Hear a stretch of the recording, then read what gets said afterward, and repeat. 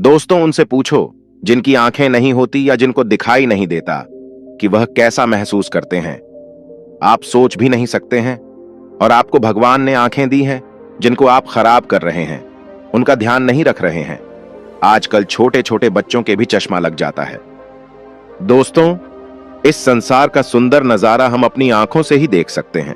अगर हमारी आंखों की रोशनी हमसे छिन जाएगी तो हम कुछ भी नहीं देख पाएंगे। ये दुनिया हमारे लिए बेरंग हो जाएगी। इसीलिए अगर किसी की आंखों की रोशनी कम होने लगी है या जिसको बचपन में ही चश्मा लग गया है, वह इस कहानी को ध्यान से सुने और अपने परिवार जनों को भी इसके बारे में बताए। इस कहानी में आपको एक ऐसे चूर्ण के बारे में बताया जाएगा जिसका उपयोग करने से आपकी आंखों की रोशनी कुछ ही हफ्तों में वापस लौट आएगी और जिनको चश्मा लग गया है उनका चश्मा भी हट जाएगा। तो आपसे मेरा निवेदन है कि इस कहानी में अंत तक जरूर बने रहना। एक बार एक युवक जो अपनी आंखों को लेकर बहुत परेशान रहता था, वह एक गुरु के पास जाता है जो कि आयुर्वेद के एक बहुत बड़े ज्ञाता थे।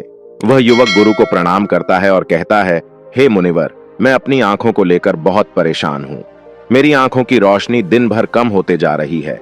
मुझे सब कुछ धुंधला धुंधला दिखाई देता है। कहीं बार तो मेरी आंखों में बहुत ज्यादा दर्द और जलन होता है और बहुत ज्यादा आंसू भी निकलते हैं। गुरुदेव, मेरी आंखें समय से पहले ही मेरा साथ छोड़ रही है। कृपया करके आप मुझे कोई ऐसा समाधान बताइए जिससे मैं अपनी आंखों की रोशनी को फिर से प्राप्त कर सकूं और आंखों की इन सभी समस्याओं से हमेशा हमेशा के लिए छुटकारा पा सकूं। उन गुरु ने उस युवक की सभी समस्याओं को ध्यान से सुना और फिर कहा कि बेटा, हमारे आयुर्वेद में आंखों से संबंधित एक पूरा उपनिषद लिखा गया है जिसे चक्षु उपनिषद कहा जाता है। इसके अलावा हमारे महर्षि वाग्भट्ट ने आंखों के इलाज से संबंधित कहीं उपाय बताए हैं, कहीं नियम बताए हैं, जिसमें कुछ प्रमुख नियमों के बारे में आज मैं तुम्हें बताता हूं। और इसके साथ ही आज मैं तुम्हें एक ऐसे चूर्ण के बारे में बताऊंगा जिसका 15 दिन उपयोग करने से ही आपकी आंखों की ज्योति जो है वह वापस लौट आएगी। और साथ में ही इन नियमों का पालन करने से सिर्फ कुछ ही हफ्तों में आपके आंखों की रोशनी में एक आश्चर्यचकित परिवर्तन होगा। आप खुद देखेंगे कि आपकी आंखों की रोशनी वापस लौट आएगी और आपको पहले से अधिक स्पष्ट दिखाई देगा। और अगर तुम लंबे समय तक इस चूर्ण का उपयोग करते हो और इन नियमों का पालन करते हो तो तुम्हारी आंखों की सभी समस्याएं, सभी बीमारियां जड़ से खत्म हो जाएंगी और तुम्हारी आंखें हमेशा के लिए स्वस्थ और दृष्टिपूर्ण बनी रहेगी। फिर गुरु उस युवक से कहते हैं कि बेटा, सबसे पहले इन नियमों के बारे में जानते हैं। इसके बाद मैं तुम्हें उस चूर्ण के बारे में, उस चूर्ण की विधि के बारे में बताऊंगा और यह भी बताऊंगा कि तुम्हें उसे किस तरह से प्रयोग करना है। फिर गुरु उस युवक से कहते हैं कि बेटा, अब तुम इन नियमों को ध्यान से सुनो। आंखों के उपचार के लिए आयुर्वेद का पहला नियम है, सुबह उठते ही बिना कुल्ला किए अपने मुंह की लार को आंखों पर लगाना है। तुम जैसे ही सुबह बिस्तर से उठते हो तो बिस्तर पर बैठे हुए ही अपने मुंह की लार को अपनी अंगुली में लो और उसे अपनी आंखों की कोर में काजल की तरह लगाओ। यह बहुत ही रामबाण इलाज है। आंखों की सभी समस्याओं का असल में हमारी लार में वह सभी तत्व पाए जाते हैं जो मिट्टी में होते हैं। और जब हम सुबह की लार को आंखों में लगाते हैं तो वह सभी पोषक तत्व हमारी आंखों को मिलने लगते हैं, जो इसे स्वस्थ बनाए रखने के लिए बहुत जरूरी है। आंखों को हमेशा स्वस्थ बनाए रखने के लिए आयुर्वेद का दूसरा नियम है, मुंह में पानी भरकर आंखों में धीरे धीरे छींटे मारना। तुम जब रोज सुबह अपनी आंखों को धोते हो तो उसे ऐसे ही मत दो, बल्कि उससे पहले अपने मुंह में पानी भरो, फिर अपनी आंखों पर कम से कम 20 छींटे मारो। छींटे इतनी तेजी से ना मारो कि आपकी आंखों में दर्द होने लगे, वह लाल हो जाए। हमें बस इतनी तेजी से छींटे मारने हैं ताकि पानी आपकी आंखों के अंदर चला जाए। जब आप आंखों में छींटे मारते हैं तो अंदर की छोटी से छोटी गंदगी भी पानी के साथ भरकर निकल जाती है और आंखें साफ हो जाती हैं। और मुंह में पानी भरने का कारण यह है कि जब हम आंखों में छींटे मारते हैं तो आंखों का कचरा जो है वह मुंह के रास्ते से न जाकर सीधे आंखों से ही पानी के साथ बाहर निकल आए, क्योंकि आंखों की कहीं बीमारियां सिर्फ आंखों में धूल मिट्टी जाने के कारण या कचरा जाने के कारण पैदा होती है। और जब यह सब कचरा साफ होगा तो हमारी आंखें भी स्वस्थ होगी। फिर गुरु उस युवक को तीसरा नियम बताते हुए कहते हैं कि बेटा, सूर्य देव को देखना है। हर दिन लगभग 5 मिनट के लिए सूर्य देव को देखना है, लेकिन दोपहर में या तेज धूप में नहीं। सिर्फ उगने से 1 घंटे के अंदर अंदर या फिर सूर्यास्त होने के 1 घंटे पहले। सबसे ज्यादा अच्छा तो यह होगा कि तुम सूर्य देव के उगने या अस्त होने के समय उनके दर्शन करो, और जब जरूरत महसूस हो तो पल के झटका भी सकते हो। शुरू में इसे 1 मिनट के साथ शुरू करो और धीरे धीरे इसे 5 मिनट तक लेकर जाओ। सूर्य दर्शन के समय सूर्य की किरणें हमारी आंखों में अवशोषित होती हैं और हमारी आंखों को ठीक करती है। अंत में अपनी दोनों हथेलियों को रगड़कर उसे अपनी आंखों के ऊपर रख लो, लेकिन इस बात का ध्यान रखना कि आपको अपनी आंखों के ऊपर रखना है, उन्हें दबाना नहीं है। ऐसा करने से आंखों को आराम मिलता है। फिर गुरु उस युवक को अगला नियम बताते हुए कहते हैं कि आंखों का व्यायाम करो। आप इसे किसी भी समय कर सकते हैं, लेकिन सुबह और सोने के पहले करने से यह ज्यादा फायदा देता है। इसके लिए सबसे पहले तो अपनी आंखों को 10 बार ऊपर नीचे करो, 10 बार ऊपर करो और 10 बार नीचे करो। जितना हो सके उतना ऊपर करो और जितना हो सके उतना ही नीचे लो। लेकिन इस बात का ध्यान रखना है कि आंखों के साथ सर नहीं घूमना चाहिए। सर स्थिर होना चाहिए। सिर्फ और सिर्फ आपकी आंखें घूमनी चाहिए। आंखों को ऊपर नीचे करने के बाद आंखों को 10 बार बाईं ओर और 10 बार दाईं ओर लेकर जाओ। इसके बाद 10 बार आंखों को ऊपर कोने की ओर और 10 बार आंखों को निचले कोने की ओर लेकर जाओ। इसके बाद आंखों को गोल गोल घुमाते हुए एक वृत्ताकार आकृति बनाने का प्रयास करो। आंखों को 10 बार दाहिनी और गोल गोल घुमाएं और 10 बार बाईं ओर गोल गोल घुमाएं। फिर सबसे जरूरी व्यायाम, अपने हाथ के अंगूठे को अपनी दोनों आंखों के बीच में रखो और अपने नाखून के हिस्से को देखो और बिना ध्यान हटाए धीरे धीरे अपने अंगूठे को दूर लेकर जाओ। इस दौरान आपका पूरा ध्यान अंगूठे के नाखून पर होना चाहिए। जैसे ही अंगूठा दूर जाए तो सारा ध्यान अंगूठे से हटाकर उसके पीछे वाली चीज पर लगाओ। फिर वापस अंगूठे के नाखून पर ध्यान केंद्रित करो और फिर उसे धीरे धीरे अपने नाक के पास लो। इस प्रक्रिया को तुम्हें 10 बार दोहराना है और फिर इसके बाद अपने दोनों हथेलियों को रगड़कर अपनी दोनों आंखों को ढक लेना है और आंखों को आराम देना है। दरअसल हमारी आंखों के आसपास बहुत सारी मांसपेशियां होती हैं जो हमारी आंखों को चलाती है, उन्हें नियंत्रित करती है। बिना व्यायाम के यह मांसपेशियां कमजोर पड़ जाती है, लेकिन इस व्यायाम को करने से तुम्हारी आंखों की मांसपेशियां मजबूत होती हैं और वह अपनी कोई भी ताकत दोबारा हासिल कर सकती है। फिर गुरु अगला नियम बताते हुए कहते हैं कि शरीर को साफ रखो, क्योंकि शरीर साफ तो बीमारियां साफ। आयुर्वेद के नियम के अनुसार यदि हमारा शरीर भीतर से साफ है तो हमें कोई बीमारी नहीं हो सकती है। अगर हमारी आंतें साफ है और उनमें कोई भी पुराना भोजन जमा नहीं हुआ है तो हमारा पेट सुबह एक बार में ही साफ हो जाता है।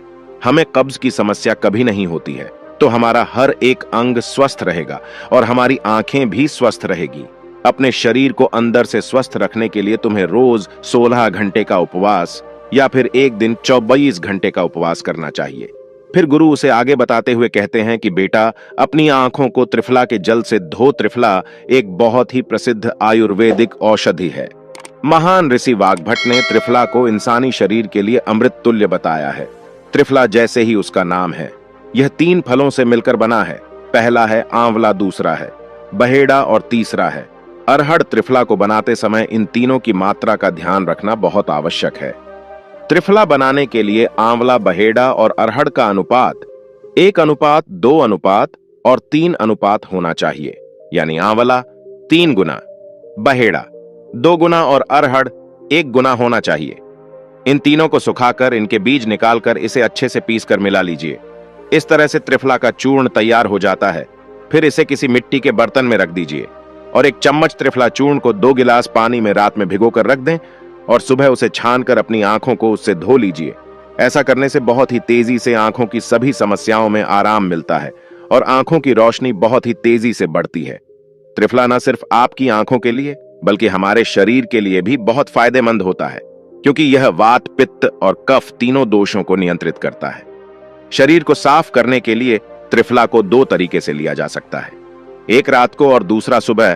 अगर आप त्रिफला सुबह लेते हैं तो गुड़ या शहद के साथ लो, और यदि आप त्रिफला को रात में लेते हैं तो दूध के साथ या फिर गर्म पानी के साथ इसे ले सकते हैं।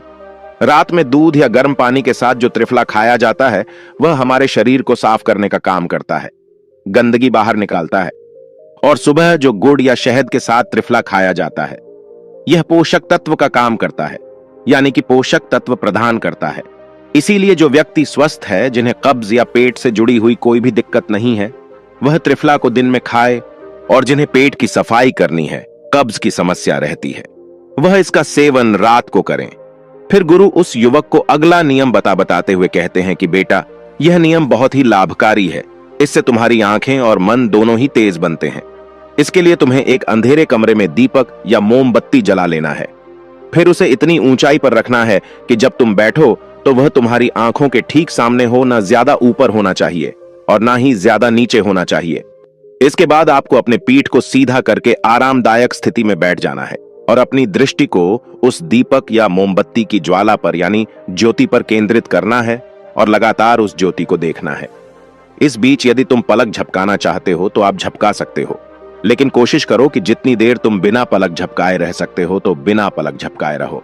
थोड़ी देर में तुम देखोगे कि तुम्हारी आंखों से आंसू बहने लगेंगे, लेकिन चिंता करने की कोई जरूरत नहीं है, क्योंकि यह क्रिया हमारे आंसुओं के द्वारा हमारी आंखों की सफाई कर रही है। इस प्रक्रिया के बीच आप आंखों के आंसू को रोकने का प्रयास ना करें, बस इन्हें बहने दें।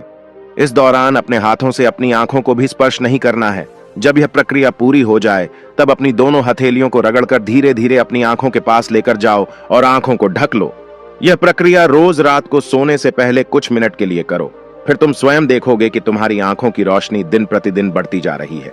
इस प्रक्रिया को करने से आपकी आंखों की रोशनी के साथ साथ आपकी एकाग्रता भी बढ़ती है। फिर गुरु उस युवक को अगला नियम बताते हुए कहते हैं कि किसी भी ठंडी सब्जी जैसे खीरा, लौकी और आलू के छोटे छोटे टुकड़ों को कुछ मिनट तक अपनी आंखों के ऊपर रखो। जब हम खीरे या लौकी को इस तरह से छोटे छोटे टुकड़ों में काटकर आंखों के ऊपर रखते हैं तो हमारी आंखों के आसपास का जो क्षेत्र है वह ठंडा हो जाता है और बाकी का क्षेत्र गर्म रहता है, जिससे आंख और सर के बीच का जो तापमान है उसमें अंतर आ जाता है और ज्यादा से ज्यादा रक्त आंखों की तरफ आने का प्रयास करता है। फिर जिस जगह पर रक्त का प्रवाह ज्यादा होता है उस जगह का इलाज खुद ब खुद शुरू हो जाता है। इस प्रक्रिया को आपको हर दिन 10 से 12 मिनट तक जरूर करना है। इससे आपकी आंखों की रोशनी बढ़ेगी और आप ताजगी महसूस करेंगे। फिर गुरु उस युवक को अगला नियम बताते हुए कहते हैं कि बेटा, तुम्हें रोज ऐसा काम करना है जिसमें ज्यादा रक्त का प्रवाह हो, जैसे शीर्षासन, भस्त्रिका आसन। ऐसे आसनों को करने से रक्त की ज्यादा मात्रा आंखों की तरफ जाती है और आंखें स्वस्थ बनी रहती हैं। फिर गुरु उस युवक को कहते हैं कि बेटा, तुमने नियमों के बारे में तो जान लिया, अब मैं तुम्हें उस चूर्ण के बारे में बताता हूं जिसका उपयोग तुम्हें करना है, और उसका उपयोग करने से कभी भी तुम्हारे आंखों की ज्योति खराब नहीं होगी, और अगर जिनको चश्मा लग चुका है उनका चश्मा भी कुछ हफ्तों में उतर जाएगा। इस चूर्ण को बनाने के लिए आपको 4 चीजों का प्रयोग करना है, जिसमें पहली चीज है सौंफ, दूसरी चीज है बादाम, तीसरी चीज है धागे वाली मिश्री और चौथी चीज है काली मिर्च। हमें सबसे पहले तवे पर सौंफ को थोड़ा सेक लेना है। सौंफ को नेत्र ज्योति के रूप में अव्वल माना जाता है। इसकी तासीर ठंडी होती है। इसके साथ ही यह खाने को पचाने में बहुत ज्यादा मदद करती है। सौंफ हमारे शरीर के मोटापे को भी कम करती है। सौंफ में potassium, magnesium, zinc, iron, copper जैसे मिनरल्स भरपूर मात्रा में होते हैं। आपको सौंफ को तब तक सेकना है जब तक उसमें खुशबू ना आ जाए। जब खुशबू आने लगे तब आप उसे नीचे उतार लीजिए। फिर आपको बादाम को हल्का हल्का सेकना है। बादाम में विटामिन ए प्रचुर मात्रा में होता है, जो हमारे दिमाग को तंदुरुस्त रखता है। इसमें प्रोटीन एवं फाइबर काफी अच्छी मात्रा में पाए जाते हैं, जिसकी वजह से हमारा पेट भरा भरा रहता है और यह हमारे मोटापे को भी कम करती है। इसके बाद आपको बादाम और सौंफ को अच्छी तरीके से पीस लेना है। इसका बारीक चूर्ण बना लेना है और इसके बाद आपको धागे वाली मिश्री में से धागा निकाल देना है और उसे कूट कर उसका बारीक चूर्ण बना लेना है। फिर आपको 10 से 15 काली मिर्च लेनी है। काली मिर्च में एंटी इन्फ्लेमेटरी तत्व पाए जाते हैं, जो आंखों के लिए बहुत लाभदायक होते हैं। इसके साथ ही काली मिर्च जीवाणु रोधक और इम्यूनिटी बढ़ाने में सहायक होती है, जिससे आंखों की रोशनी मजबूत बनती है।